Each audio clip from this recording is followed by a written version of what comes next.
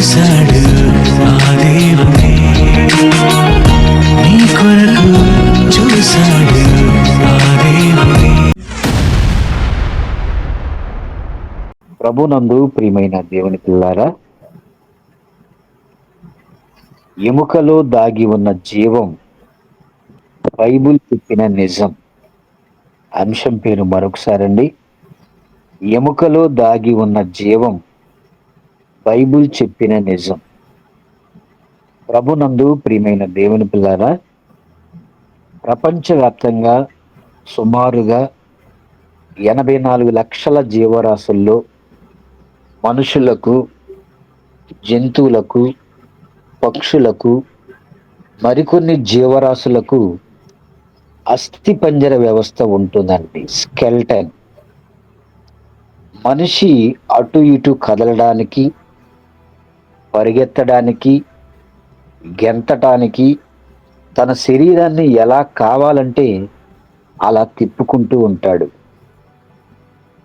అయినా లోపల ఉండే ఏ అవయవ భాగానికి అయినా సరే ఏమీ కాదండి. ఎందుకంటే ఒక దృఢమైన ఎముకల వ్యవస్థ మనందరినీ కాపాడుతూ ఉంటుంది. మన శరీరం నిలబడాలి అంటే ఎముకల వ్యవస్థ తప్పనిసరి అండి. శరీరంలో ఏదైనా ఒక ఎముక విరిగింది అనుకోండి, చెయ్యి ఇరిగిపోతే చెయ్యి వేలాడబడుతుందండి, కాలు విరిగిపోతే కాలు కూడా వేలాడబడుతుంది. అంటే శరీరానికి ఒక రూపాన్ని ఇస్తూ దాని నిర్మాణంలో అత్యంత కీలకమైనది అస్థిపంజర వ్యవస్థ అండి. మరి మానవ శరీరంలో యువతలో కానీ వృద్ధుల్లో కానీ 206 ఎముకలు ఉంటాయండి. పిల్లల శరీరంలో పుట్టినప్పుడు సుమారుగా 300 వరకు ఎముకలు ఉంటాయి. కొన్ని ఎముకలు కలిసిపోవడం మనం పెద్దయ్యాక 206 ఎముకలకు వస్తాయండి. ఈ ఎముకలు 2 రకాల అస్థి పంజరాలలో ఉంటాయి. మొదటిది అక్ష సంబంధ అస్థి పంజరం. అస్థి పంజరం, దీని ఇంగ్లీష్లో యాక్సియల్ స్కెల్టన్ అంటారండి. ఇందులో 80 ఎముకలు ఉంటాయి. ఈ అక్ష సంబంధ అస్థి పంజరంలో 80 ఎముకలు ఉంటాయి. ఇవి వెన్నెముక, ఛాతీ, పుర్రెలో ఉండేటువంటి ఎముకల నుండి అక్ష సంబంధ అస్థి పంజరంగా మనం మాట్లాడుకుంటాం. రెండవదిగా అనుబంధ అస్థి పంజరం. ఈ అనుబంధ అస్థి పంజరంలో 126 ఎముకలు ఉంటాయి. దీన్ని అపెండిక్యులర్ స్కెల్టన్ గా పిలుస్తారు. అపెండిక్యులర్ స్కెల్టన్ అంటే అనుబంధ అంటే జాయింట్ ఎముకలు అంటారండి. చేతుల్లో, కాళ్ళల్లో, భుజాల్లో ఉండేటువంటి ఎముకలను అనుబంధ అస్థి పంజరం అని మనం మాట్లాడుతూ ఉంటాం. ఈ 2 రకాల అస్థి పంజరాలలో 206 ఎముకలు ఉంటాయండి. మానవ శరీరంలో అతి పొడవైన, అత్యంత బలమైన ఎముక తొడ ఎముక అండి. దాన్ని ఫేమర్ అని పిలుస్తారు. అత్యంత పొడవైన, బలమైన ఎముక ఫేమర్గా, దాన్ని తొడ ఎముకగా పిలవటం జరుగుతుంది. సుమారుగా అది 19 అంగుళాల పొడవు వరకు ఉంటుంది. అయితే మన శరీరంలో అతి చిన్న ఎముక మధ్య చెవిలో ఉండేటువంటి ఎముక అండి. మన శరీరంలో చిన్న ఎముక ఎక్కడ ఉంటుందంటే చెవి మధ్యలో ఆ ఎముక అనేది ఉంటుంది. శరీరంలో ఎముకలు లేని భాగం మనకు తెలుసు. శరీరంలో ఎముకలు లేని భాగం, నాలుక పైన ఎముకలు ఉండవండి. కావాలంటే అందరు కూడా చెక్ చేసి చూసుకోండి. నాలుక పైన ఎముకలు ఉండవు. చెవులకండి మరి లోపల భాగంలోనే చిన్న ఎముక ఉంటుంది. ఈ చెవి పై భాగంలో ఎక్కడ కూడా మనకి ఎముకలు అనేవి కనిపించవు. తర్వాత ముక్కు చివరలు, ముక్కుకి ఎముక ఉంటుంది కానీ ముక్కు చివర్లకు ఎముకలు ఏమి మనకు కనిపించవండి. ఆ తర్వాత పెదవుల పైన కూడా ఎముకలు మనకి ఏమీ కూడా కనిపించవండి. ఎముకల్లో ఉండే పదార్థం కాల్షియం ఫాస్ఫేట్. ఈ కాల్షియం ఫాస్ఫేట్ అనేది ఎముకలు దృఢంగా మరియు బలంగా ఉంచడానికి మరి ఈ కాల్షియం ఫాస్ఫేట్ అనేది ఎముకల్లో ఉండే పదార్థంగా మనకు కనిపిస్తుంది. ఇన్ని విషయాలను తెలుసుకున్న మనం ఎముకల్లో జీవం ఎలా దాగి ఉందో ఆలోచన చేద్దామండి. మనిషి శరీరంలో మనిషి నిలబడాలి అంటే తప్పనిసరిగా అస్థిపంజరం అనేది అవసరం అండి. ఈ అస్థిపంజరము లేకపోతే, ఈ ఎముకల గూడు లేకపోతే మానవ శరీరం ఏమండి ఆ చర్మం కానీ, నరాలు కానీ, మాంసం కానీ, లోపలున్న అవయవాలు కానీ ఏది కూడా నిలబడడానికి అవకాశం లేదండి. అంటే మనిషిని నడిపిస్తున్నది అస్థిపంజరం. ఈ అస్థిపంజరానికి మిళితమై ఉన్నటువంటి అవయవాలని మనం చెప్పుకోవచ్చండి. ఎముకల్లో జీవం ఉందా? ఆ జీవం ఎలా దాగి ఉందో మనం ఆలోచన చేద్దామండి.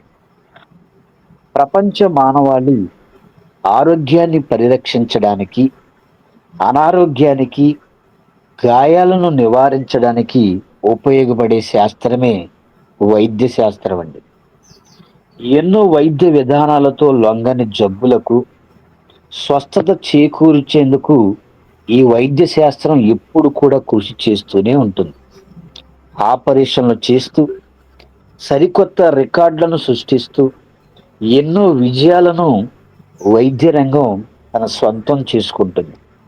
అయితే ఇటువంటి వైద్య శాస్త్రం పుట్టి ఎన్నో వైద్యాలను కనుగొనక ముందే సృష్టికర్త అయినటువంటి దేవుడు, మనలందరినీ కన్న తండ్రి, పరలోకపు తండ్రి కొన్ని వేల సంవత్సరాల క్రితం వైద్య రంగం ఆశ్చర్యపోయే సంగతులను బైబిల్లో రాయించాడండి. అదే ఈరోజు మనం మాట్లాడుకున్నటువంటి అంశం, ఎముకలో దాగి ఉన్న జీవం. ఎముకలో ఏ విధంగా జీవం దాగి ఉందో మనం ఆలోచన చేద్దామండి. నేటి సమాజంలో మనుషులను అనేక భయంకరమైనటువంటి రోగాలు కబళిస్తూ ఉన్నాయని మనకు తెలుసు. గతంలో 2019 నుంచి 21, 22 వరకు కూడా కరోనా అనేటువంటి ఒక భయంకరమైన రోగం అనేక కోట్ల మందిని బలి తీసుకుందండి. ఇప్పటికీ కూడా కరోనా అనేది ప్రపంచవ్యాప్తంగా అనేక దేశాల్లో ఉంది. అంటే సమాజంలో మనుషులను కబళిస్తున్నటువంటి అనేక భయంకరమైనటువంటి రోగాలు ఉన్నాయి. అలాంటి రోగాలలో తలసీమియా, లుకేమియా, అనీమియా వంటి వాటికి ఎముక మూలుగ మార్పిడి ద్వారానే పరిష్కారం లభిస్తుందండి. ఏమండి, మేము గుండె జబ్బులు అంటే విన్నాము, అదేవిధంగా క్యాన్సర్ అంటే విన్నాము, ఇంకా కొన్ని రోగాల గురించి మేము విన్నాము. కానీ ఇలాంటివి తలసేమియా, లుకేమియా, అనీమియా ఈ పేర్లు చాలా కొత్తగా ఉన్నాయని మనందరిలో ఒక సందేహం రావచ్చండి. ఇవి కూడా మనకు తెలిసిన రోగాలే, కానీ ఈ పేర్లను మనం ఆ విధంగా వినలేదండి. తలసేమియా వ్యాధి ఎముక మూలుగులో హిమోగ్లోబిన్ ఉండే ఎర్ర రక్త కణాలు ఉత్పత్తి నిలిచిపోవడాన్ని తలసేమియా అంటారండి. ఎముకలో మూలుగుంటుంది. ఈ మూలుగులో నుండి హిమోగ్లోబిన్ ఉండే ఎర్ర రక్త కణాలు ఉత్పత్తి అవ్వకుండా నిలిచిపోవడాన్ని తలసేమియా వ్యాధి అంటారండి. ఈ వ్యాధికి గురైనటువంటి పిల్లలకు జీవితాంతం రక్తం ఎక్కిస్తూనే ఉండాలండి. శరీరంలో ఎర్ర రక్త కణాల సంఖ్యని పెంచడానికి 15 నుంచి 20 రోజుల వరకు ఒక్కసారి రక్తం ఎక్కిస్తూ ఉంటారు. ఎముకల మూలుగులో ఉన్న కణాలను మార్పిడి చేసే వ్యాధిని నివారించేటువంటి అవకాశం ఉంది. దీన్ని వైద్య పరిభాషలో బోన్ మ్యారో ట్రాన్స్ప్లాంటేషన్ అని పిలుస్తారండి. దీన్ని వైద్య పరిభాషలో బోన్ మ్యారో ట్రాన్స్ప్లాంటేషన్ అని పిలవటం జరుగుతుంది. ఈ వ్యాధి తలసేమియా వ్యాధి. ఈ వ్యాధిని మనం సింపుల్గా మాట్లాడాలంటే ఎముక మూలుగులో హిమోగ్లోబిన్ ఉండే ఎర్ర రక్త కణాలు వచ్చిపోవడాన్ని తలసీమియా వ్యాధి అంటారు. ఇకపోతే లుకేమియా వ్యాధి.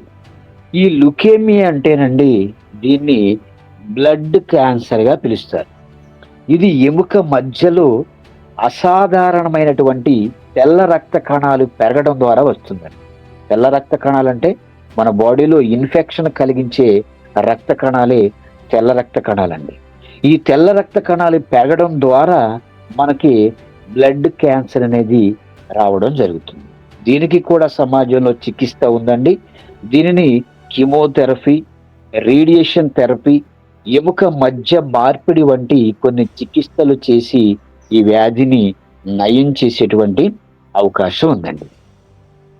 ఇకపోతే అనీమియా వ్యాధి. దీన్ని మనం రక్తహీనత అంటాం.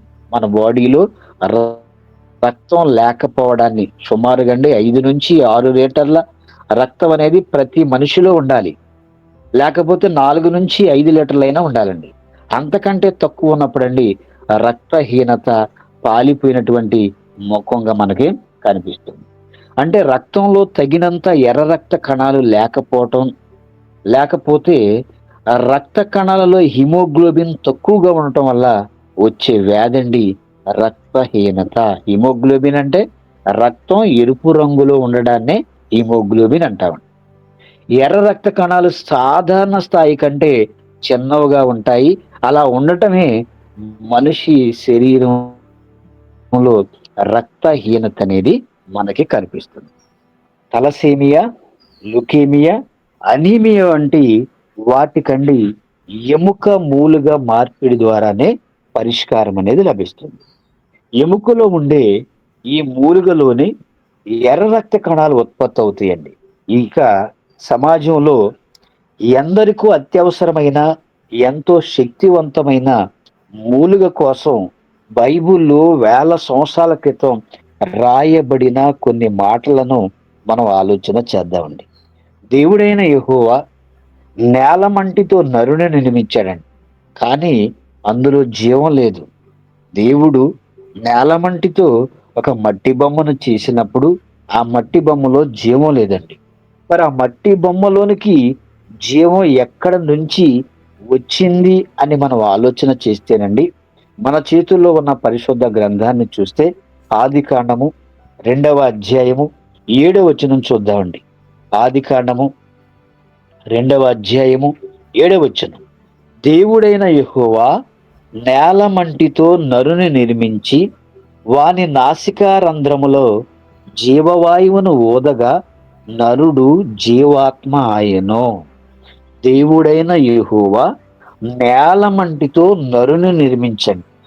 ఈ భూమి మీద ఏ మనిషి, ఏ శాస్త్రవేత్త, ఏ గొప్పవాడు, ఏ స్కాలరు, ఏ నాలెడ్జ్ పర్సన్ కూడా చేయనటువంటి ఒక అద్భుతమైనటువంటి నిర్మాణాన్ని దేవుడు చేస్తున్నట్లుగా మనకి అర్థమవుతుందండి. దేవుడైన యెహోవా నేలమంటితో నరుని నిర్మించి, ఏమంటే మట్టితో నరుని నిర్మించి వాని నాసికా రంధ్రములు అనగా ముక్కు రంధ్రములలో జీవవాయువును ఊదగా నరుడు జీవాత్మ అయ్యను. అంటే దేవుడైన యెహోవా ఆదామును తయారు చేసిన విధానం మనకి ఇక్కడ కనిపిస్తుందండి. నేలమంటితో ఆదామును నిర్మించిన అనే పదం కూడా మనకి కనిపిస్తుందండి. ఏమంటే నిర్మాణం అంటే అది అతి పెద్ద కట్టడం అని మనం మాట్లాడతామండి. చూడండి, భారీగా కొన్ని పెద్ద పెద్ద భవనాలు నిర్మిస్తూ ఉంటారండి, వంతెనలు నిర్మిస్తూ ఉంటారండి. వాటిని మనం నిర్మాణం అంటాం. అలాగే తల్లి గర్భంలో ఎన్నో నిర్మాణాలను దేవుడు చేస్తూ ఈ భూమి మీదకి రప్పిస్తున్నాడండి. అంతకంటే ముందుగా మొట్టమొదటి మానవుణ్ణి మంటితో నిర్మించడం ఎంత గొప్ప నిర్మాణం ఆలోచించండి. మరి అటువంటి దానితో మానవ దేహాన్ని గూర్చి దేవుడు మాట్లాడుతూ తనలోని జీవవాయువును ప్రవేశింపచేశాడు అంటున్నాడు. మరి అప్పటి వరకు నిర్జీవిగా ఉన్నటువంటి ఆదాము గారు, మట్టి బొమ్మగా ఉన్నటువంటి ఆదాము గారు జీవము కలిగిన వానిగా మారాడండి. అంటే దేవునిలో నుండి జీవవాయువును దేవుడు పంపించినప్పుడు మరి ఆదాము గారు జీవము కలిగిన వానిగా మారాడు. కాబట్టి జీవాత్మను ఊదిన తండ్రి జీవమై ఉన్నాడని మనకు అర్థమవుతుందండి.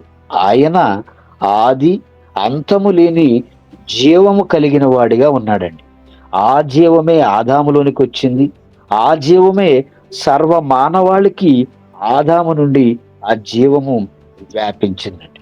మరి ఈ సంగతి తెలుసుకున్నటువంటి అపోస్తులైన పౌలు గారు ఎఫెసీలో ఉన్నటువంటి మరి సంఘానికి ఒక లేఖను రాస్తూ ఏమని మాట్లాడుతున్నారో చూడండి.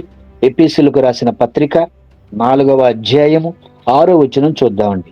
ఎఫెసీలకు రాసిన పత్రిక 4వ అధ్యాయము 6వ వచనం. అందరికీ తండ్రి అయిన దేవుడు ఒక్కడే, ఆయన అందరికీ పైగా ఉన్నవాడై అందరిలోనూ వ్యాపించి అందరిలో ఉన్నాడు అంటున్నాడండి. అందరికీ తండ్రి అయిన దేవుడు ఒక్కడే, ఆయన అందరికీ పైగా అంటేనండి పరలోకంలో ఉన్నవాడై అందరిలోనూ వ్యాపించి అందరిలో ఉన్నాడండి. అంటే జీవమిచ్చిన తండ్రి ఒక్కడే అని మనకు అర్థమవుతుంది. ఆయన అందరిలోనూ వ్యాపించి ఉన్నాడు. మరి నేటి ప్రపంచ జనాభాల అందరిలో నుండి సుమారుగా 850 కోట్ల మంది మానవాళి ఈ లోకంలో బ్రతుకుతుంది అని మనం మాట్లాడుతూ ఉన్నామండి. మరి వారందరిలో కూడా ఆయన వ్యాపించి ఉన్నాడు. మరి మనిషి దేవుణ్ణి ఒప్పుకొనకపోయినా, నాస్తికుడైనా, హేతువాదైనా, మరి క్రీస్తుకి విరోధైన, ఆస్తికుడైనా వారందరికీ అండి తండ్రి దేవుడు అని మనకు అర్థమవుతుందండి. ఆయన పరలోకంలో ఉన్నాడు, ఆయన అందరిలో కూడా వ్యాపించి ఉన్నాడని మనకు అర్థమవుతుంది.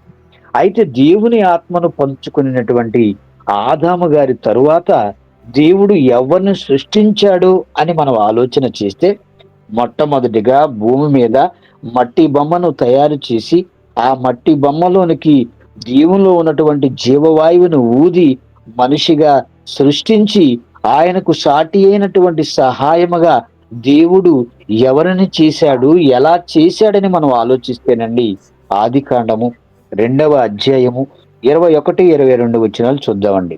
ఆదికాండము 2వ అధ్యాయము 21, 22 వచనాలు.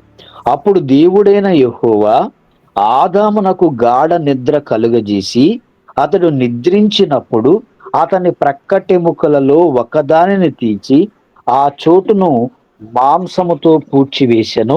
తరువాత దేవుడైన యెహోవా తాను ఆదాము నుండి తీసిన ప్రక్కటెముకను స్త్రీగా నిర్మించి ఆమెను ఆదామునొద్దకు తీసుకుని వచ్చెను. ఏమండి, దేవుడు ఆయన తలుచుకుంటే ఏమైనా చేయొచ్చండి. ఆయనకు సమస్తము కూడా సాధ్యమే.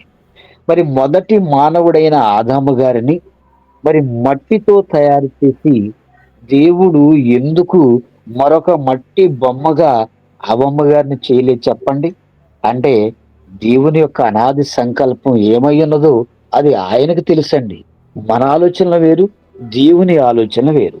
మరి జీవమై ఉన్నటువంటి దేవుడు ఆదాములో నుండి మరొక జీవాన్ని తీశాడండి. ఆదాములో నుండి తీశాడండి.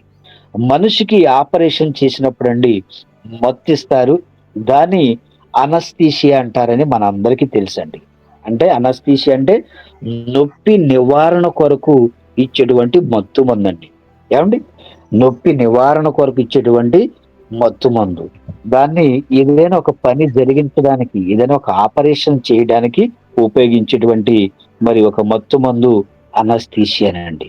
ఏమండి, ఇది మెదడుకు నొప్పి సంకేతాలను నివారిస్తుంది. ఆపరేషన్ చేసేటప్పుడు మెదడుకు ఆ నొప్పి సంకేతాలని నివారించినప్పుడు ఇక బాడీలో చలనం అనేది ఏమీ ఉండదండి. వాళ్ళు కూస్తున్నా లేదా ఆపరేషన్ చేస్తున్నా ఆ నొప్పి అనేది మనకు అంతగా తెలియదండి. కానీ ఇచ్చినటువంటి మత్తు విడిపోయిన తర్వాత ఎక్కడైతే కోసారో, ఎక్కడైతే ఆపరేషన్ జరిగిందో అక్కడ ఎక్కువగా నొప్పి అనేది మనకి కలుగుతుందండి. దేవుడు కూడండి ఆ రోజు తాను చేసిన మొట్టమొదటి ఆపరేషన్లో ముందుగా ఆదాము గారికి గాఢ నిద్ర కలిగజేశాడు. మరి ఆదాము గాఢ నిద్రలోకి వెళ్ళేటట్లుగా దేవుడు చేసి అతనిలో నుండి ప్రక్కటెముకను తీసి ఆ చోటు నుండి తన శరీరములోని ఏమండి మాంసంతో పూడ్చాడండి. మరి ఆదాము నుండి తీశాడు తప్ప మరలా అవ్వ నాసిక రంధ్రములు జీవవాయువును దేవుడు ఓదలేదు. కారణం, ఈ లోకములో బ్రతకబోయే కోటాను కోట్ల మంది ఆదాములోనికి ఆల్రెడీ వచ్చేశారు. దేవుడు తనలో ఉన్న మనందరినీ ఆదాములోనికి ప్రవేశపెట్టాడండి. మరి ఆదాము నుండి ఆయా తల్లిదండ్రుల గర్భాల ద్వారా భూమి మీదకు మనమంతా రావాలని దేవుని అనాది సంకల్పమై ఉన్నది. ఈ తరాలలో మన తండ్రుల గర్భం ద్వారా తల్లిలోకి ప్రవేశించి తల్లిలో నుంచి ఈ భూమి మీదకు మనమంతా రావడం జరిగింది. తల్లి గర్భంలో మన నిర్మాణమును దేవుడే నిర్మిస్తూ ఉన్నాడండి తన చేతులతో. అది చూసి ఆశ్చర్యపోయినటువంటి భక్తుడైన దావీదు గారి మాటల్లో మనం ఒక మాట చూద్దాం. చూడండి, కీర్తనల గ్రంథము 139వ అధ్యాయము 13, 14 వచనాలు చూద్దామండి. కీర్తన గ్రంథము 139వ అధ్యాయము 13, 14 వచనాలు. నా అంతరింద్రియములను నీవే కలుగజేచితివి, నా తల్లి గర్భమందు నన్ను నిర్మించిన వాడవు నీవే. నీవు నన్ను కలుగజేసిన విధమును చూడగా భయమును ఆశ్చర్యమును నాకు పుట్టుచున్నవి. అందును బట్టి నేను నీకు కృతజ్ఞతాస్తుతులు చెల్లించుచున్నాను అంటున్నాడండి. ఏమండి, నా అంతరింద్రియములు అనగానండి లోపల ఉన్నటువంటి ఆర్గాన్స్, మన బాడీ లోపల ఉన్నటువంటి అవయవాలను నీవే కలుగు చేసినవంటే డాక్టర్ గారు కాదండి కలుగు చేసింది, లేకపోతే తల్లి కాదు, తండ్రి కాదండి, మరొకరు కాదండి. నా అంతరింద్రియములు నీవే కలుగు చేసావంటే తండ్రి నీవే కలుగు చేసావని మాట్లాడుతూ ఉన్నాడండి. నా తల్లి గర్భమందు నన్ను నిర్మించిన వాడవు నీవేనండి. మహా గొప్ప నిర్మాణాన్ని తల్లి గర్భములో నిర్మించిన వాడవు నీవే అని దావీదు గారు మాట్లాడుతున్నారండి. ఏమండి, లోపల శిశువును తయారు చేయటం అంటే అది చాలా చిన్న విషయం కాదండి, అది చాలా గొప్ప నిర్మాణం అండి. ఎక్కడ కూడా తయారు చేయబడినటువంటి నిర్మాణం తల్లి గర్భంలో తన చేతులతో దేవుడే ఆ నిర్మాణాన్ని చేస్తూ ఉన్నాడండి. నీవు నన్ను కలుగజేసిన విధమును చూడగా భయమును ఆశ్చర్యమును నాకు పుట్టుచున్నవి అంటున్నాడండి. అంటే దేవుడు ఏ విధంగా కలుగు చేశాడో ఆ విధానాన్ని ఈయన ఆలోచించి చూస్తూ ఉన్నప్పుడండి నాకు భయం వేస్తుంది, ఆశ్చర్యము కూడా కలుగుతుందని దావీదు గారు మాట్లాడుతున్నారంటే ఎంత గొప్పగా, ఎంత అద్భుతంగా ఏమండి ఆ మాంసపు ముద్దను ఏమండి అనేక అవయవాలు వచ్చేలాగా 3 నుంచి 4 కేజీల ఆకారాన్ని తల్లి గర్భంలో తయారు చేసి ఆ కాలానికి బయటికి తీసుకొస్తున్నాడంటే దేవుడు ఎంత గొప్పవాడో ఆలోచించండి. అందును బట్టి నేను నీకు కృతజ్ఞతాస్తుతులు చెల్లిస్తున్నానని, దేవునికి థ్యాంక్స్ చెప్తున్నానని దావీదు గారు మాట్లాడుతున్నారండి. దేవుడు తన జీవము తండ్రుల గర్భాల ద్వారా ప్రవేశింపచేసి తల్లి గర్భంలో మనల్ని అందరినీ కూడా కలిగజేసిన విధానం బట్టి దావీదు గారండి దేవునికి కృతజ్ఞతాస్తుతులు చెల్లిస్తున్నారు. ఆనాడు దావీదు గారు చెల్లించారంటే ఈ రోజు మనం అందరం కూడా ఈ మానవ దేహాన్ని చూసుకోనండి, ఈ దేహాన్ని దేవుడు చేయడానికి ఎంత కష్టపడ్డాడో తల్లి గర్భంలో. ఏమండి, ఈ రోజు ఎవరికి అర్థమవుతుంది చెప్పండి? కానీ ఈ శరీరాన్ని చూసి మనం ముచ్చిపోతూ ఉంటామండి. మనకున్న రంగును చూసి, మనకున్న అందాన్ని చూసి, మనకున్న ఐశ్వర్యాన్ని చూసి మనం మురిచిపోతా ఉంటాయి. కానీ దేహాన్ని చేసినందుకు ఎప్పుడైనా దేవునికి మనం కృతజ్ఞతలు తెలియచేసామా? ఏమండి, ఎవరైనా ఏదైనా వస్తువు మనకి ఇస్తే, మన అవసరాన్ని తీరిస్తే ఏమండి మనం వాళ్ళకి స్పెషల్గా థ్యాంక్స్ తెలియజేస్తూ ఉంటామండి. కానండి ఎవరైనా ఎప్పుడైనా దేవుడి శరీరాన్ని ఇచ్చినందుకు తండ్రి మీకు థ్యాంక్స్ అని ఎవరైనా చెప్పారండి? అయితే దేవుడండి అవ్వను చేయుటకు ఆదాము యొక్క పక్కటెముకనే ఎందుకు తీశాడు? ఎందుకంటే ఎముకలో జీవం ఉందండి. ఆదాములో ఉన్నటువంటి పక్కటెముకను తీసి దేవుడు ఎందుకు మరి అవ్వమ్మ గారిని చేశాడంటే ఎముకలో జీవం ఉందని దేవుడు చెప్పడానికి చేశాడండి. చాలా మంది మాంసాహార ప్రియులు ఉంటారండి. చాలా మంది చూడండి, మాంసం కొనేటప్పుడు మూలుగా కలిగినటువంటి ఎముకలనే అడిగి మరీ వేయించుకుంటారండి. చిన్న ప్రాణుల నుంచి పెద్ద ప్రాణుల వరకు అండి. ఏమంటే అనేక రకాలైనటువంటి పక్షుల మాంసం, జంతువుల మాంసం, చేపల మాంసం, ఏమంటే అనేక రకాల మాంసాలు మనం తింటూ ఉంటాం.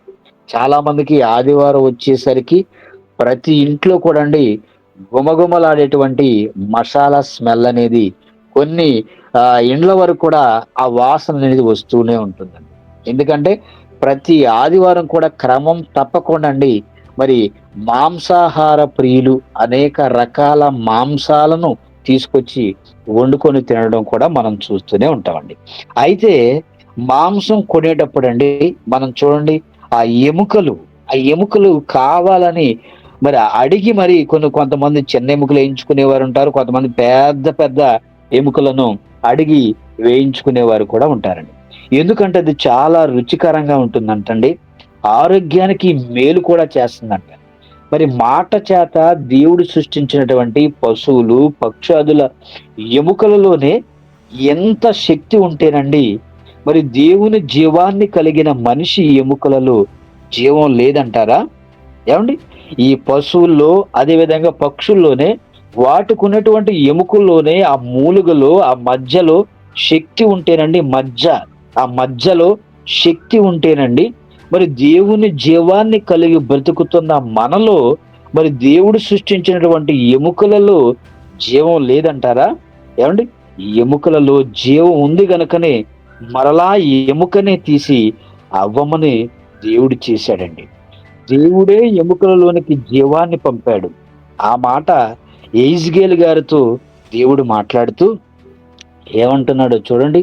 యెహెజ్కేలు గ్రంథము 37వ అధ్యాయము 4-6 వచనాల వరకు చూద్దామండి. యెహెజ్కేలు గ్రంథము 37వ అధ్యాయము 4-6 వచనాల వరకు. అందుకు ఆయన ప్రవచనమెత్తి ఎండిపోయిన ఈ ఎముకలతో ఇట్లనము, ఎండిపోయిన ఎముకలారా యెహోవా మాట ఆలకించుడి. ఈ ఎముకలకు ప్రభువైన యెహోవా సెలవిచ్చినదేమనగా, మీరు బ్రతుకున్నట్లు నేను మీలోనికి జీవాత్మను రప్పించుచున్నాను. చర్మము కప్పి మీకు నరములనిచ్చి మీ మీద మాంసము పొదిగి చర్మము మీ మీద కప్పెదను. మీలో జీవాత్మనుంచగా మీరు బ్రతుకుదురు. అప్పుడు నేను యెహోవానై ఉన్నానని మీరు తెలుసుకొందురు అని దేవుడు యెహెజ్కేలు గారితో మరి మాట్లాడుతూ ఉన్నటువంటి సందర్భాన్ని మనం ఇక్కడ చూస్తూ ఉన్నామండి. అందుకు ఆయన ప్రవచనం ఎత్తి ఎండిపోయిన ఈ ఎముకలతో ఇట్లను అంటున్నాడండి. ఏమంటే మనమే వెళ్ళి ఎండిపోయిన ఎముకలతో మనం మాట్లాడితే ఆ ఎముకలకు జీవం వచ్చే అవకాశం ఉంటుందా? ఉండదు కదండి. కానీ ఈ మనిషి ఎముకలతో కొంతమంది మాంత్రికులండి కొన్ని మాంత్రిక విద్యలు నేర్చుకొని అమాయక ప్రజలను మోసం చేసేవారిగా మనకు కనిపిస్తున్నారు. అయితే దేవుడు యెహెజ్కేలు గారితో మాట్లాడుతూ, యెహెజ్కేలు ఇట్లను ఎముకలతో ఎలా మాట్లాడమంటున్నాడు. ఎండిపోయిన ఎముకలారా, ఏమండి మనుషులతో కాదండి మాట్లాడేది, ఈ ఎముకలతో మాట్లాడుతున్నాడండి. ఎండిపోయిన ఎముకలారా యెహోవా మాట ఆలకించుడి. మన మాట అయితే ఎవరో ఆలకించరో, ఎముకలు కూడా ఆలకించవండి.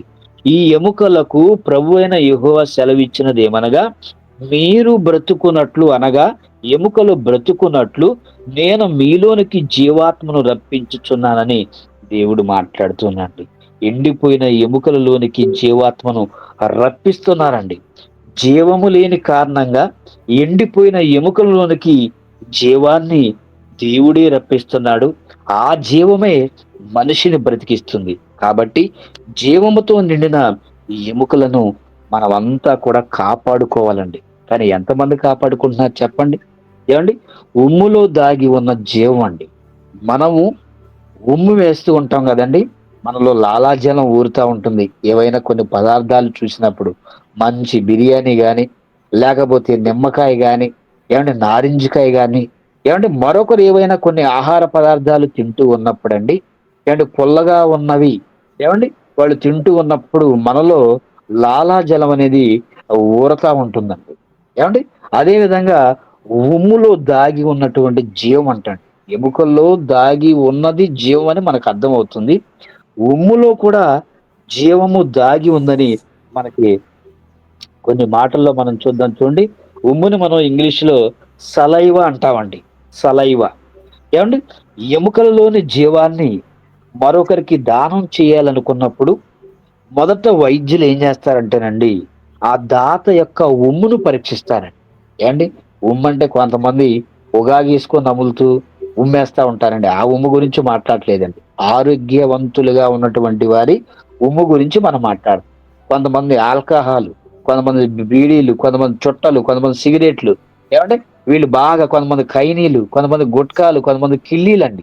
ఇవన్నీ నమిలి ఉమ్మేసే వాళ్ళ గురించి మనం మాట్లాడట్లేదండి. ఆరోగ్యవంతుల ఉమ్ము గురించి మనం మాట్లాడుతూ ఉన్నామండి. ఏవండి? ఎందుకంటే మనిషిలోని జీవము అతని ఉమ్ములో కూడా ఉందంటండి. చూసారండి? ఉమ్ములో జీవం ఉందా?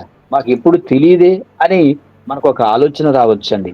ఉమ్ములో కాదండి, దేవుడిచ్చినటువంటి ఈ మానవ దేహంలో ప్రతి అవయవం కూడా చాలా ఉపయోగకరమైందేనండి. ఏవండి? కానీ వాటి విలువ మనకు తెలియట్లేదు. మన మానవ దేహంలోనే సుమారుగా దేవుడు కొన్ని కోట్ల రూపాయల విలువ చేసే అవయవాలనిచ్చాడు. అదేవిధంగా కొన్ని ద్రవ పదార్థాలను కూడా దేవుడిచ్చాడండి. కానీ వీటి విలువ మనం తెలియక, ఆ ఉమ్ములో ఏముందిలే, ఏవండీ? ఆ చెత్త గదా అది అని మనం చక్కగా అది ఉమ్మి వేయటం మనం చూస్తూ ఉంటామండి. అయితే ఏవండీ? మనిషిలోని జీవము అతని ఉమ్ములో కూడా ఉంటుందని మనకర్థమవుతుంది. మరి ఈ విషయాన్ని ఈ మధ్య కాలంలో శాస్త్రవేత్తలు తెలుసుకుంటేనండి, బైబిలు ఏనాడో చెప్పిందండి. ఏవండీ? ఒక అద్భుతమైన మాట చూద్దాం చూడండి. మార్కు సువార్త 7వ అధ్యాయం 32-35 వరకు చూద్దామండి. మార్కు సువార్త 7వ అధ్యాయం 32-35 వరకు. అప్పుడు వారు చెవుడు గల నత్తివాని ఒకని ఆయన యొద్దకు తోడుకొని వచ్చి వాని మీద చెయ్యుంచమని ఆయనను వేడుకొనిరి. సమూహములో నుండి ఆయన వానిని ఏకాంతమునుగా తోడుకొని పోయి వాని చెవులలో తన వేళ్లు పెట్టి ఉమ్మివేసి వాని నాలుక ముట్టి ఆకాశం వైపు కన్నులెత్తి నిట్టూర్పు విడిచి ఎప్పతా అని వానితో చెప్పెను. ఆ మాటకు తెరవబడునని అర్థము. అంతట వాని చెవులు తెరవబడెను. వాని నాలుక నరము సడలి వాడు తేటగా మాటలాడుచుండెను. ఏమండి? యేసుక్రీస్తు వారండి చెవుడు ప్లస్ నత్తివాన్ని ఒకరినండి యేసుక్రీస్తు వారి దగ్గరికి తీసుకొని వచ్చారండి. ఆయన ఏం చేశారండి? వాని చెవులలో తన వేళ్లు పెట్టి ఉమ్మి వేసి వాని నాలుక ముట్టండి ఆకాశము వైపు కన్నులెత్తి నిట్టూర్పు విడిచి అంటే ప్రార్థన చేసి ఎప్పతా అని వానితో చెప్పాను. ఏమంటే ఆ మాటకు తెరవబడమని అర్థం అంటండి. అప్పుడు వెంటనే ఆ చెవులు తెరవబడ్డాయి. ఆ నాలుక కూడా ఆ నరమండి సడలిపోయి తేటగా మాట్లాడుచున్నాడంటండి. చూసారండి ఇక్కడ యేసుక్రీస్తు వారు ఉమ్మితో కూడా అద్భుతాన్ని చేసినట్లుగా మనం చూస్తూ ఉన్నామండి. వైద్య శాస్త్రం అప్పటికి ఇంకా అభివృద్ధి చెందలేదండి. ఆ కాలంలో యేసుక్రీస్తు వారు ఈ పనిని చేసే టయానికి వైద్య శాస్త్రం అనేది అభివృద్ధి చెందలేదు. ఈ రోజు ఉమ్ములో జీవం ఉందని వైద్య శాస్త్రం గుర్తించండి. అందుకే వాళ్ళు ఏం చేస్తున్నారంటే స్టెమ్ సెల్ డొనేషన్ ప్రోగ్రామ్ ని తలపెడుతున్నారండి. స్టెమ్ సెల్ డొనేషన్ ప్రోగ్రామ్స్ ని తలపెట్టి అనేక మంది మరి ఉమ్మి పరీక్షను మరి చేసి మరి అలాంటి పేషెంట్లకండి మరి వైద్యం విషయంలో వాళ్ళు ఉపయోగిస్తూ ఉన్నారు. కానీ ఆనాడేనండి యేసుక్రీస్తు వారు ఉమ్మి వేసి చెవులను తెరిచాడండి. మనిషి శరీరంలోని ప్రతి అణువు దేవుని కొరకు మనమంతా ఉపయోగించాలండి. యేసుక్రీస్తు వారు అదే చేశారు ఆయనకి ఇచ్చినటువంటి జీవిత కాలంలో. మొదటి మనిషికి ప్రారంభ కాలంలో దేవుడు నాసిక రంధ్రం ద్వారా జీవవాయువును పంపించాడు.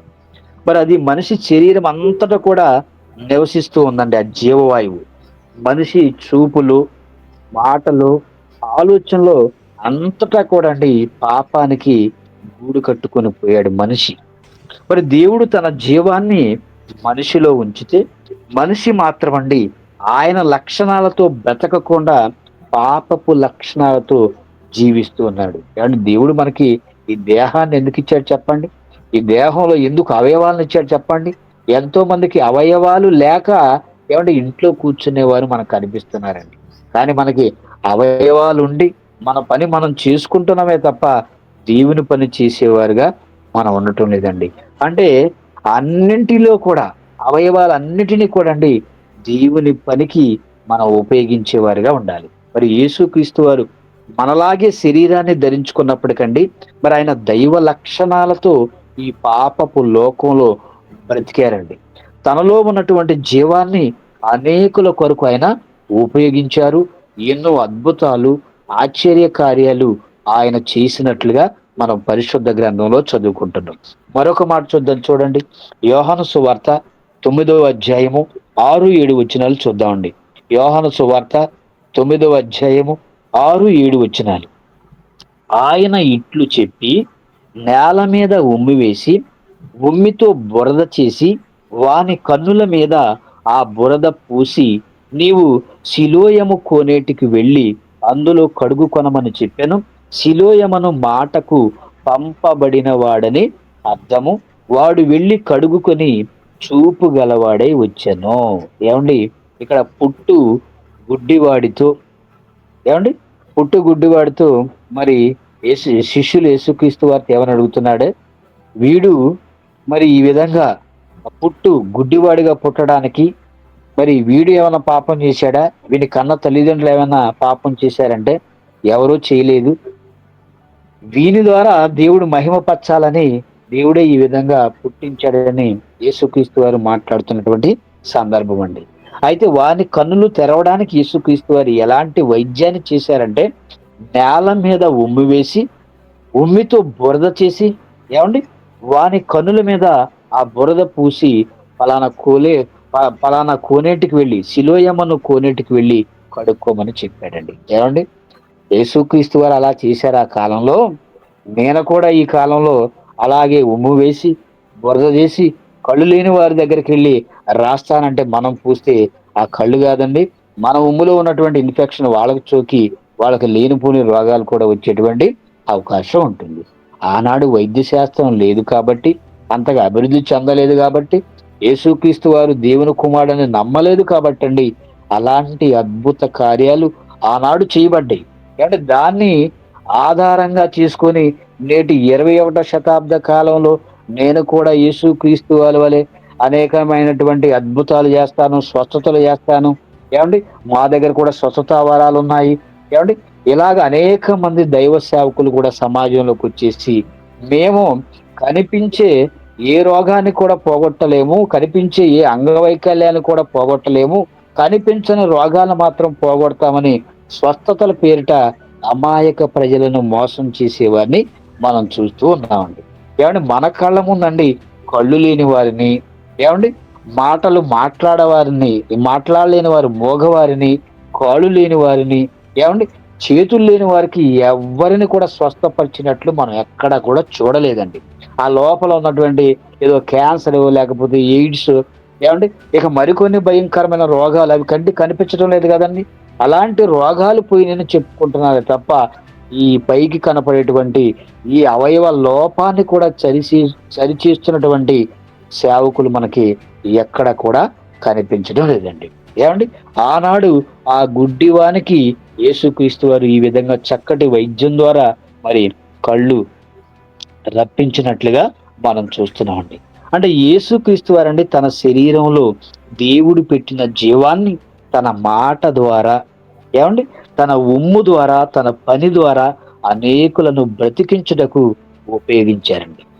ఉమ్ములో జీవం ఉందని బైబులు ఏనాడో తెలియచేసిందండి. ఈ మధ్య కాలంలో శాస్త్రవేత్తలు కనుక్కున్నారు. ఈరోజు వైద్యులు ఒకరి స్టెమ్ సెల్స్ నండి రోగి యొక్క కణాలతో సరిపోవాలని, ఆ విధంగా సరిపోవు అవకాశమును తోబుట్టువులకు అదేవిధంగా బంధువులకు ఎక్కువగా ఉంటుందని వాళ్ళు మాట్లాడుతున్నారండి. ఏమంటే ఆ ఉమ్మి మనం పరీక్షించాలి అంటే ఆ ఉమ్మి అండి దగ్గరగా తోబుట్టువులు కానీ బంధువుల్లో కానీ ఎక్కువగా అండి ఆ స్టెమ్ సెల్స్ అనేవి ఉంటాయని మరి వైద్యులు మాట్లాడుతున్నారు. అందుకే రోగి యొక్క సంబంధికులను ముందు పరీక్ష చేస్తారండి. కానీ ఈ సంగతి దేవుడు బైబిల్లో ముందుగానే చెప్పాడు. ఏమని చెప్పాడండి? రోగికి ఏవైతే రోగ లక్షణాలు ఉన్నాయో వైద్యానికి సంబంధించినటువంటి ఆ స్టెమ్ సెల్స్ ని ముందు ఎవరిలో మనం గుర్తించాలి అంటేనండి మన రక్త సంబంధికుల్లోనే గుర్తించాలని, ఈ శాస్త్ర ప్రపంచం, ఈ వైద్య శాస్త్రం చెప్పక ముందే బైబిల్లో దేవుడు ఎప్పుడూ ఒక అద్భుతమైన మాటను మోషే గారి ద్వారా రాయించాడు. చూడండి, ఆది కాండము 29వ అధ్యాయము 14వ వచనం చూద్దామండి. ఆది కాండము 29వ అధ్యాయము 14వ వచనం. అప్పుడు లాబాను, నిజముగా నీవు నా ఎముకయు నా మాంసమునై ఉన్నావు అనెను. ఎవరి గురించి మాట్లాడుతున్నాడండి ఇక్కడ? లాబాన్ ఎవరో మనకు తెలుసండి, రెబ్కా సహోదరుడు. లాబాను, నిజముగా నీవు నా ఎముకయు నా మాంసమునై ఉన్నావని. ఎవరైతే రోగి బంధువులు ఉంటారో వారిదే రోగి యొక్క మూలుగతో సరిపోయేటువంటి అవకాశం ఉందని చెల్లెలు కుమారుడైనటువంటి యాకోబుతోనండి లాబాను చెప్తున్నటువంటి ఈ మాటను బట్టి మనకి అర్థమవుతుంది. ఇక ఏ యాకోబుతో లాబాను గారు ఈ మాటలు పలికారో అదే యాకోబు సంతానమైనటువంటి ఇజ్రాయేలీలు రాజైన దావీదు నొద్దకు వెళ్ళి మరొక మాటను మనం ఆలోచిస్తేనండి, సమూయేలు 2వ గ్రంథము 5వ అధ్యాయము 1వ వచనాన్ని చూద్దామండి. 5వ అధ్యాయము 1వ వచనం. ఇజ్రాయేలు వారి సకల గోత్రముల వారు హెబ్రోనులో దావీదు నొద్దకు వచ్చి, చిత్తగించుము, మేము నీ ఎముక నంటిన వారము రక్త సంబంధులము అంటున్నాడండి. ఎముక నంటిన వారము రక్త సంబంధులము అంటున్నాడు. అంటే ఇజ్రాయేలీలు దావీదుతో వారికి ఉన్నటువంటి బంధాన్ని గురించి వాళ్ళు మాట్లాడుతూ ఉన్నారండి. మేము నీ ఎముక నంటిన వారమని మాట్లాడుతున్నారు. మనిషిలో ఉన్నటువంటి జీవము మరొకరి జీవముతో సరితూగాలి అంటే ఎక్కువ శాతం అండి రక్త సంబంధులలోనే జీవముతోనే సరితూగుతుందని బైబిల్ ఈనాడు మనకు తెలియజేసింది. ఇకపోతే దావీదు గారండి యోధా పెద్దలతో చెప్తున్నటువంటి ఒక మాటను మనం ఆలోచన చేద్దాం. చూడండి, యోధా పెద్దలతో దావీదు గారు ఏమని మాట్లాడుతున్నారు. సమూయేలు 2వ గ్రంథము 19వ అధ్యాయము 12, 13 వచనాలు చూద్దామండి. సమూయేలు 2వ గ్రంథము 19వ అధ్యాయము 12, 13 వచనాలు. మీరు నాకు ఎముక నంటినట్టియు మాంసము నంటినట్టియు సహోదరులై ఉండగా అంటున్నాడండి. ఏమండి, ఇంకా మనం కంటిన్యూ చేస్తే, మరియు అమాషా యొద్దకు దూతలను పంపి, నీవు నాకు ఎముకనంటిన బంధువుడవు, మాంసమునంటిన బంధువుడవు కావా అని మాట్లాడుతూ ఉన్నాడండి. ఈ సందర్భాన్ని మనం ఆలోచిస్తే దావీదు యోధా పెద్దలతోనండి దావీదు సోదరి అయినటువంటి అబీగయలు కుమారుడైనటువంటి అమాశాతో అంటున్నటువంటి మాటలండి. మాంసమునంటిన ఎముకనంటిన వారిలో జీవం ఉందని మనకు అర్థమవుతుంది. బోన్ మ్యారో కోసం ఈనాటి కాలంలో తెలుసుకున్నారు కానీ ఈ మూలుగు కోసం తండ్రి ఈనాడో పరిశుద్ధ గ్రంథంలో ఎన్నో విలువైన సత్యాలను రాశాడని నేటికి కూడా వైద్య శాస్త్రం గుర్తించలేకపోయిందండి. తన వారిని ఏమంటున్నాడండి దావీదు గారు? ఎముకనంటిన వారు, మాంసమునంటిన వారని. ఎముకలలో జీవం ఉంది గనుకనే దావీదు గారండి ఈ మాటలు మాట్లాడుతున్నారు. మరి ఈ విషయాన్ని తెలియక ఎందరోనండి తమ శరీరంలోని అవయవాలను పాడు చేసుకుంటున్నారు. ఏ విధంగా పాడు చేసుకుంటున్నారో సమాజంలో మనకు తెలియని కాదు కదండి. కానీ శరీరం ఆరోగ్యం కొరకండి కొన్ని కోట్ల రూపాయలు కుమ్మరించినా సరిపోవండి. దేవుడు అంత విలువైనటువంటి అవయవాలను మనలో పెట్టాడు. వాటి విలువ తెలియకండి మరి కోట్లాది రూపాయలు సంపాదించినటువంటి యాపిల్ ఫోన్ సంస్థ అధినేత మనకు తెలుసండి, స్టీవ్ జాబ్స్. ఆ ఫోన్కి వైరస్ రాకుండా ఉండాలని దాన్ని సృష్టించాడు. కానీ మరి ఆయన మాత్రం అండి ఒక భయంకరమైనటువంటి క్యాన్సర్తో మరి ఆయన చనిపోవటం మనం చూస్తూ ఉన్నాం. ఎందుకంటే దేవుడు కొన్ని కోట్ల రూపాయల అవయవాలను మన శరీరంలో పెట్టినప్పుడు అండి వాటిని జాగ్రత్తగా రక్షించుకునేటువంటి బాధ్యత మన మీదే పెట్టాడండి. కాబట్టి ఆరోగ్యం కావాలంటే అది కేవలం దేవుని దగ్గర మాత్రమే మనకు లభిస్తుంది. దేవుని దగ్గర లభించే ఆరోగ్యం అండి మనకు కావాలంటే ఆయన కుమారులుగా మనమంతా, ఆయన కుమార్తెలుగా మనమంతా బ్రతకాలండి. ఆయన ఇల్లంతటిలో నమ్మకమైన వాడిగా మరి మోషే గారు మనకు కనిపిస్తున్నారు. యథార్థవంతుడిగా మరి యోబు గారు మనకు కనిపిస్తున్నారండి. ఏమండి? అదేవిధంగా విశ్వాస వీరుడిగా మనకి అబ్రహాము గారు కనిపిస్తున్నారు. దేవునికి ఇష్టానుసారైనటువంటి మనుషునిగా దావీదు గారు భూమి మీద బ్రతికి మనకు జీవాన్ని ఇచ్చిన వారిగా వాళ్ళు కనిపిస్తూ ఉన్నారండి. ఇంకా చూస్తేనండి, దేవునికి ప్రియుడైన దానియేలు గారు, దేవునికి ప్రియమైన కుమారుడిగా ఏమండి యేసుక్రీస్తు వారండి మనకు కనిపిస్తూ ఉన్నారండి. మరి దేవునికి ప్రియుడైనటువంటి దానియేలు గారు గాని, అదే విధంగా యేసుక్రీస్తు వారు గానండి బహు ప్రియులుగా కనిపిస్తేనండి, మన పరిస్థితి ఏంటి చెప్పండి? మనం ఎంత చెత్తగా దేవుని దృష్టిలో కనిపిస్తున్నామో మనం ఆలోచించుకోవాలండి.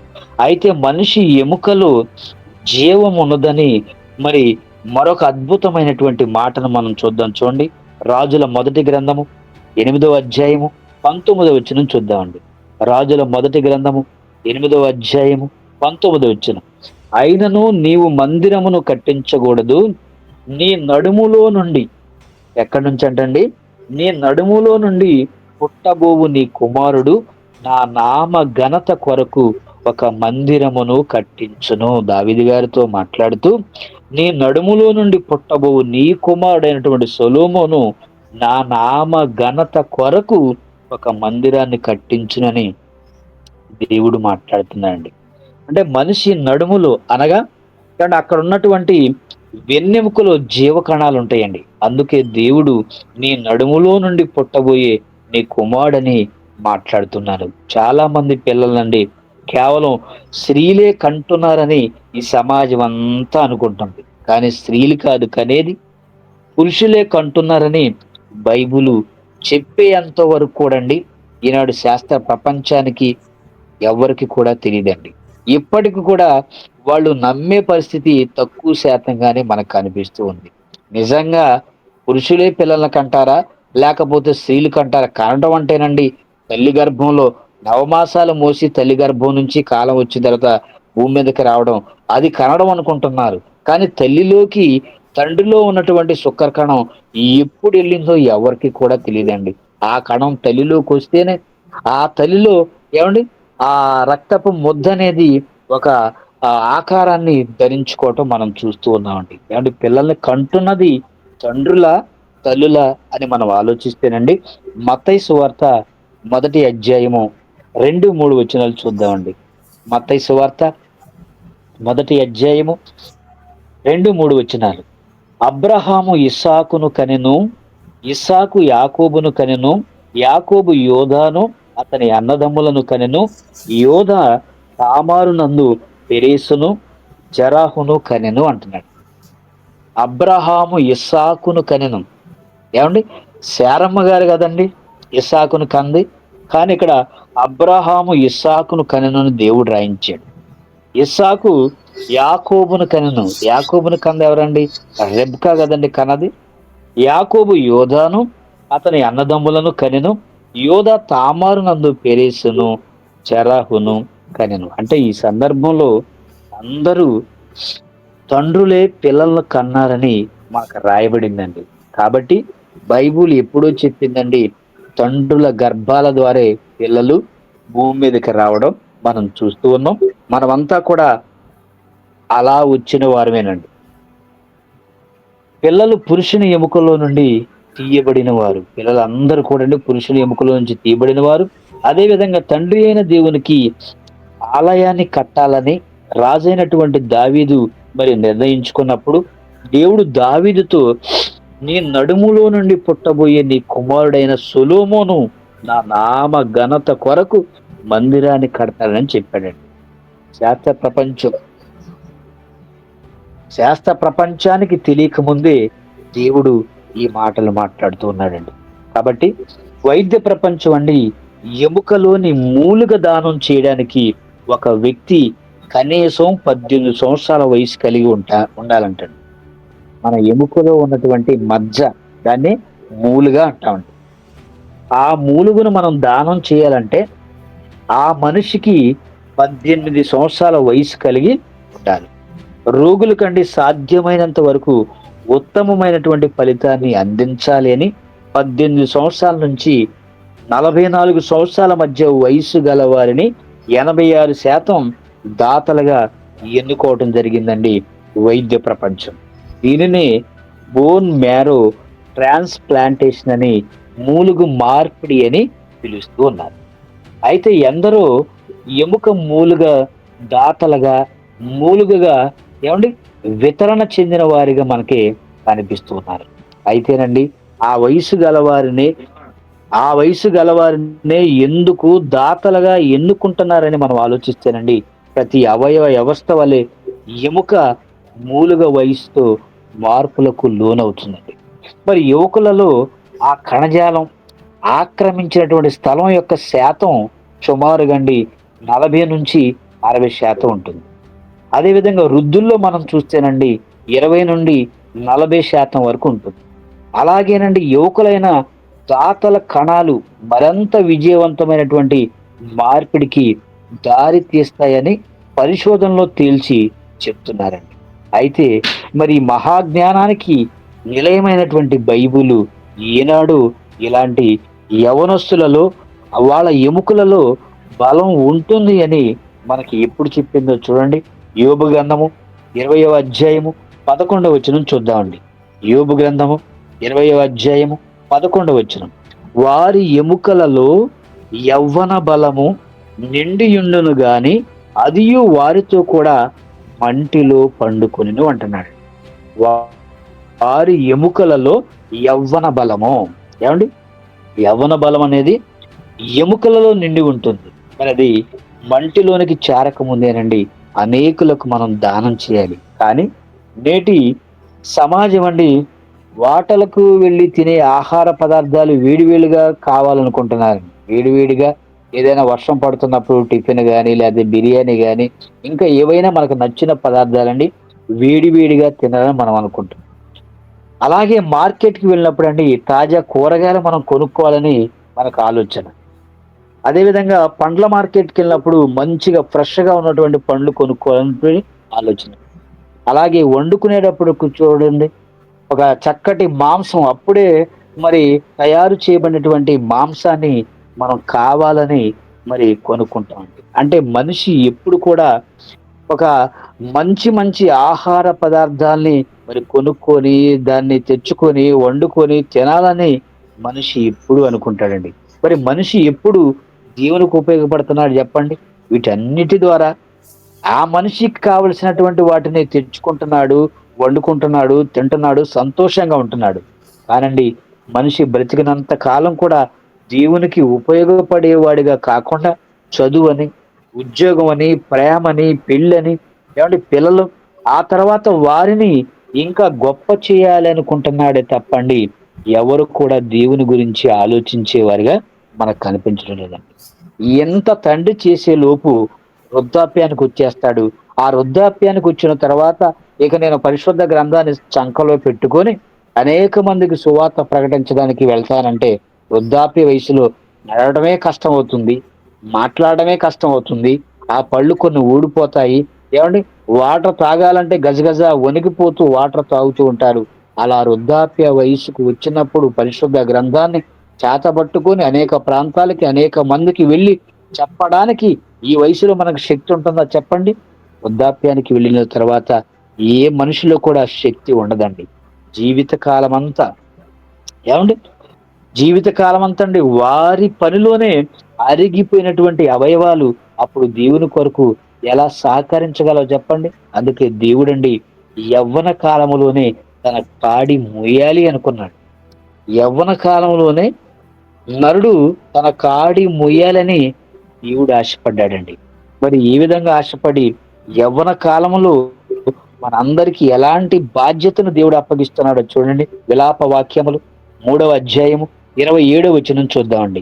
విలాప వాక్యములు 3వ అధ్యాయము 27వ వచనం. యవ్వన కాలమున కాడి మోయుట నరునికి మేలు అంటున్నాడు. యవ్వన కాలములో యవ్వన బలముతో లోకం వైపు మనం అంతా ప్రయాణించకండి, ఆయన కాడి మొయ్యాలి. అంటే వాక్యం అనేటువంటి కాడి మనం అంతా మోసేవారిగా ఉండాలి. ఎముకలో జీవం ఉందని శాస్త్ర ప్రపంచం అండి ఈవేళ తెలుసుకుంది. కానీ ఎముకలలో అదేవిధంగా ఉమ్ములో జీవం ఉందని దేవుడు ఎప్పుడూ చెప్పాడండి. ఏ పని చేయాలన్నా, ఎంత బరువు మొయ్యాలి అన్నా ఎముకలలో సత్తు ఉండాలండి. లేతే మనం పని చేయగలమా? ఏవండీ, యవనస్తులు చూడండి, వృద్ధుల కంటే చాలా యాక్టివ్‌గా ఉంటారు. ఏంటి వాళ్ళు చక్కగా పని చేస్తారు, పరిగెత్తగలరు, చక్కగా తింటారు. వాళ్ళలో రక్తం అనేది పరుగులు తీస్తూ ఉంటుందండి. ఏ పని చేయటానికైనా సరే. ఆ సత్తువ ఎముకల్లో ఉన్నప్పుడే మనం దేవుని పని చేయాలండి. దేవుడిచ్చినటువంటి ప్రాణవాయువును ఏవండీ, మనం చూడండి, నేల సారాన్ని మనం అనుభవిస్తున్నాం. పండిన పంటలు మనం తింటున్నామండి. అదే విధంగా సూర్యుడి నుంచి వెలుగు, చంద్రుడి నుంచి వెన్నెల, నక్షత్రాల నుంచి వెలుగు, మనకి ఏవైతే ప్రకృతిలో దేవుడు పెట్టాడో వాటన్నిటిని కూడా మనం తింటున్నాం, ఆస్వాదిస్తున్నాం, అనుభవిస్తున్నామండి. కానీ దేవునికి మాత్రం ఉపయోగపడకుండా పోతున్నాం. అయితే దేవుడండి మనల్ని అలాగ దేవునికి ఉపయోగపడకుండా పోతే మనల్ని అంగీకరిస్తాడా? అంగీకరించడు కదండీ! దేవుని కొరకు జీవించేవారే ఆయనకు కావాలని ఆయన కోరుకుంటున్నారు. మరి వారు మరణించిన తర్వాత కూడండి వారి జీవము దేవుని కొరకు దాచబడి ఉండాలంట. యోబు గ్రంథము 21వ అధ్యాయము 23, 24 వచనాలు చూద్దాం చూడండి. యోబు గ్రంథము 21వ అధ్యాయము 23, 24 వచనాలు. ఒకడు తన కడవలలో పాలు నిండియుండగను, తన ఎముకలలో మూలుగా బలిసి ఉండగను, సంపూర్ణ సౌఖ్యమును నెమ్మదియును కలిగి నిండు ఆయుష్తో మృతి నొందును అంటున్నాడు. ఒక వ్యక్తి అండి బాగా బలిష్ఠుడై ఉండి తన ఎముకల్లో సత్తు అనేది ఉండాలండి. ఇక ఎముకల్లోని మూలుగ దగ్గరకు మరి ఏది వెళ్ళి పని చేస్తుందో మరి ఒక మాట చూద్దాం చూడండి. హెబ్రీయులకు రాసిన పత్రిక 4వ అధ్యాయము 12వ వచనం చూద్దామండి. హెబ్రీయులకు రాసిన పత్రిక 4వ అధ్యాయము 12వ వచనం.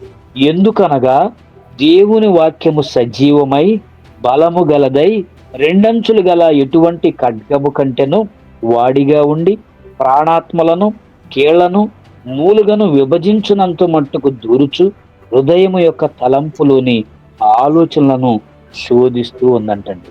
అంటే దేవుని మాటలు ఎముకలలోని మూలుగులోని కూడా చేరిపోతుందండి. ఎముకలలోని మూలుగులోని చేరిపోతుంది. చూడండి, ఈ మానవ దేహం పైన చర్మం ఉంది. ఈ చర్మం లోపల నరాలు ఉన్నాయి.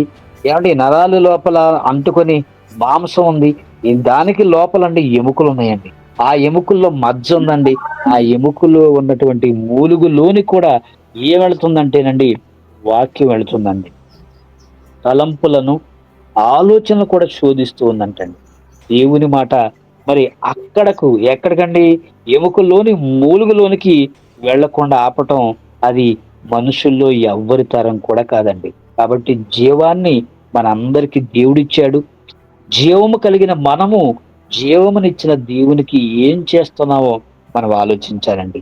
ఈ జీవాన్ని ఇచ్చిన తల్లిదండ్రుల గర్భాల గుండా భూమిపైకి మనల్ని దేవుడు పంపితేనండి ఈ భూమిపై మనకున్న సరదాలు, సంతోషాలు, పదవులు, ఉద్యోగాలు, ఏమండి ప్రేమలు, పెళ్లిళ్ళు ఎలా బ్రతుకుతూ దేవుడిచ్చినటువంటి జీవాన్ని తిరిగి తీసుకునేటువంటి రోజు ఏమంటే మరణించి నిర్జీవమైనటువంటి శవంగా మారిపోతూ ఉన్నామండి. కానీ ఆ దేవుని కొరకు భూమిపై బ్రతికితే చావు అన్నది కూడా మరి జీవానికి మార్గమని పౌలు గారు మాట్లాడారు. చూడండి, మరొక మాట మనం చూసి ముగించుకుందాము. ఫిలిప్పీయులకు రాసిన పత్రిక 1వ అధ్యాయము 23, 24 వచనాలు చూద్దామండి. ఫిలిప్పీయులకు రాసిన పత్రిక 1వ అధ్యాయము 23, 24 వచనాలు. ఈ రెంటి మధ్యను ఇరుకనబడి ఉన్నాను, నేను వెడలిపోయి క్రీస్తుతో కూడా ఉండవలనని నాకు ఆశయున్నది. అది నాకు మరీ మేలు. అయినను నేను శరీరమునందు నిలిచియునుట మిమ్మును బట్టి మరీ అవసరమై ఉన్నది అని పౌలు గారు మాట్లాడుతూ ఉన్నారండి. శరీరమును బట్టి నిలిచి ఉండుట మిమ్మల్ని బట్టి అంటే ఇంకా అనేకమైన దేవుని మాటలు మీ అందరితో పంచుకోవడానికి నేను ఇంకా శరీరంలో నిలిచి ఉండాలి అని పౌలు గారు మాట్లాడుతూ ఉన్నారండి. అంటే చావుతూ అన్ని బంధాలు కూడా ఈ లోకంలో తెగిపోతాయండి. అందుకే మనిషి చావడానికి ఇష్టపడరు కానీ పౌలు గారి కండి చావు అనేటువంటి భయమే ఆయనలో కనిపించలేదు. నేను క్రీస్తుతో ఉండాలని ఆశ నాకు ఉంటుంది అంటున్నాడు. కానీ మిమ్మును బట్టి దేవుడు నన్ను ఉంచటం జరిగిందని పౌలు గారు మాట్లాడుతున్నారు. ఈ రోజు కూడా చూడండి, గొప్ప గొప్ప దైవ సేవకులు భూమి మీద ఉంటే చక్కగా ఎన్నో విలువైన మాటలు చెప్తారని మనమంతా కూడా ఆశతో ఎదురు చూస్తున్నాం. మరి ఈ మాటలు బట్టి భూమిపై ఉండిపోవాలంటేనండి మనం ఏం చేయాలి చెప్పండి? దేవుని పనిలో ఉండాలి. దేవుని పనిలో ఉండి మన పని ముగించుకొని వెళ్ళిపోతేనండి పరలోకాన్ని చేరుకునేటువంటి అవకాశం ఉంటుంది. ఆ దేవుని కొరకు ఈ భూమిపై బ్రతికితే మరణించిన తర్వాత అండి దేవుడు మనకి జీవాన్ని దయచేస్తాడు. అయితే మనందరికీ జీవాన్ని దయచేయడానికి, మనమంతా నశించి నరకానికి వెళ్ళిపోకుండా పరలోకానికి వెళ్ళడానికండి మరి తండ్రి అయిన దేవుడు తన ప్రియ కుమారుడైన యేసుక్రీస్తు వారిని సుమారుగా 2000 సంవత్సరాల క్రితం ఈ భూమిపైకి పంపించి తన ప్రాణాన్నిచ్చి, మీరు నా వలె కూడా ప్రాణం పెట్టాలని యేసుక్రీస్తు వారు మాట్లాడారు. చూడండి, ఆ మాట మనం చూసి ముగించుకుందాం. యోహాను గారు రాసినటువంటి మొదటి పత్రిక 3వ అధ్యాయము 16వ వచనం. యోహాను గారు రాసిన మొదటి పత్రిక 3వ అధ్యాయము 16వ వచనం.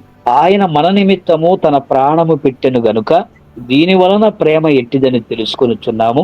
మనము కూడా సహోదరుల నిమిత్తము మన ప్రాణములను పెట్టబద్దులమై ఉన్నాం. ఏమండి, ఒక మనిషి భూమి మీద బ్రతకాలంటేనండి మనము మన ప్రాణాన్ని పెట్టాలని దేవుడు చెప్తున్నాడు. కానీ ఎంతో మంది చూడండి సమాజంలో రక్తదానము, అన్నదానము, వస్త్రదానం చేస్తూ జీవదానాన్ని కూడా సిద్ధపడిపోయండి.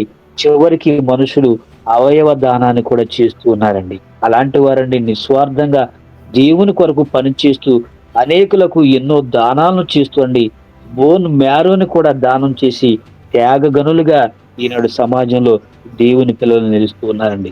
వారికి ఉన్నటువంటి మూలుగను పక్షపాత ధోరణి లేకుండా అండి అందరూ నా దేవుని కుమారులు అనేటువంటి మరి భావంతోనండి మన హైందవ సహోదరులైనా, ముస్లిం సహోదరులైనా, క్రైస్తవ సహోదరులైనా ఎవరైనా సరేనండి అనేక మంది బాధల్లో ఉన్నప్పుడు వారికి వీళ్ళ ద్వారా మేలు కలుగుతుంది అంటేనండి అనేక మంది దాతలుగా ముందుకొచ్చే వారిని కూడా మనం చూస్తున్నామండి. మన సార్వత్రిక దేవుని సంఘ సభ్యులుగా అండి అనేక మంది కూడా జీవదాతలుగా మారుతూ ఉన్నారు. ఎందుకు? సమాజాన్ని కాపాడటానికి అనేక మరి దానాలు చేస్తున్న వారిగా కూడా మనకు కనిపిస్తున్నారు. కాబట్టి బైబిల్ ఎముకలు జీవము దాగి ఉందని ఎంతో అద్భుతమైనటువంటి విషయాన్ని మనందరికీ తెలియచేసిందండి. మరి ఈ మాటలు తెలుసుకున్న మనం దేవుడిచ్చినటువంటి ఎముకల్లోని జీవాన్ని కాపాడుకుంటూ ఆ తండ్రి మరి ఇటువంటి విలువైన సంగతులను మనందరి కొరకు బైబిల్లో మరి రాయించాడని, ప్రతి ఒక్కరికి ఎముకలో సత్తువ ఉండగానే మరి సత్య సువార్తను అనేక మందికి తెలియచేసేవారిగా మనం ఉండాలండి. అలా తెలియచేసిన తర్వాత మన మరణం అనంతరం అండి ఆ నిత్య జీవాన్ని పొందుకోవడానికి నిరంతరము కూడా భూమి మీద దేవుడు మనకిచ్చినటువంటి చిన్న జీవిత కాలంలో ప్రయాసపడేవారిగా ఉండాలి. కాబట్టి ప్రియమైన దేవుని పిల్లారా, ఎముకలో దాగి ఉన్న జీవం బైబిల్ చెప్పినటువంటి సత్యం అండి. ఎముకలో జీవం ఉందని శాస్త్ర ప్రపంచం చెప్పకముందే మరి కొన్ని వేల సంవత్సరాల క్రితమే బైబిల్లో దేవుడు రాయించాడు. ఈ మాటలు తెలుసుకున్న మనం దేవుని కొరకు ఉన్నతంగా బ్రతకాలని కోరుకుంటూ ఈ నా మాటలు ముగిస్తున్నాను.